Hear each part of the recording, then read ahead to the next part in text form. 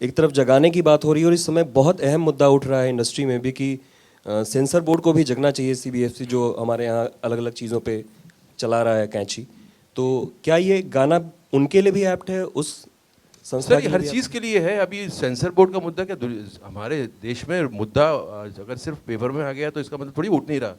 मुद्दे तो बहुत हैं और हर मोमेंट पे मुद्दे ही मुद्दे हैं, वो हम तक पहुंचते नहीं हैं। अब ये बड़ी अजीब बात है कि इतने सालों से कुछ कुछ मैगज़ीन जो आप लोगों में से जिन लोगों का इंटीग्रिटी है, उन लोगों ने एक स्टेट के बारे में लिखा और उसकी सीवियरिटी बताई क्राइसिस की, और वो बात आज तक हम तक पहुंच रही है। 10 साल बाद कोई एक फिल्म बनती है उस स्टेट पे बेस्ड होके और सडनली इतना बड़ा मुद्दा बन जाता है। और हमें तो मतलब मुझे दिक्कत ये है कि हमें ये भी नहीं पता कि सेंसर बोर्ड है कि सर्टिफिकेट बोर्ड है। This is certificate board, it's not sensor board. Not so हमें ये भी नहीं पता है कि सेंसर बोर्ड है कि हम हमेशा बोलते हैं कि सेंसर बोर्ड है।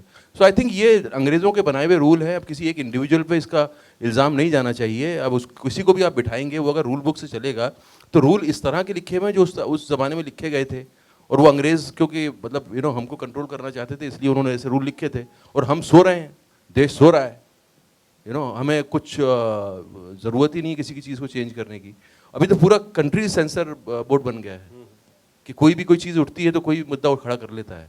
तो आई थिंक इसको थोड़ा सीरियसली लेना चाहिए, इंडस्ट्री को सामने आना चाहिए। इंडस्ट्री 4,000 करोड़ साल में टैक्स पे करती है, तो गवर्नमेंट को कम से कम जो लोग टैक्स पे कर रहे हैं उनको थोड़ा सा मतलब एक जेस्चर होना चाहिए गवर्नमेंट की तरफ से कि आप टैक्स पे कर, थोड़ा शाबाशी तो देना चाहिए यार उन लोगों को जो टैक्स पे कर रहे हैं इतना।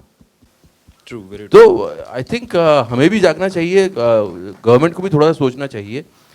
हर बार 40 साल से महेश भट्ट का कुछ बयान था कि 40 साल पहले कुछ उन्होंने फिल्म बनाई थी, वो भी ऐसी अटक गई थी।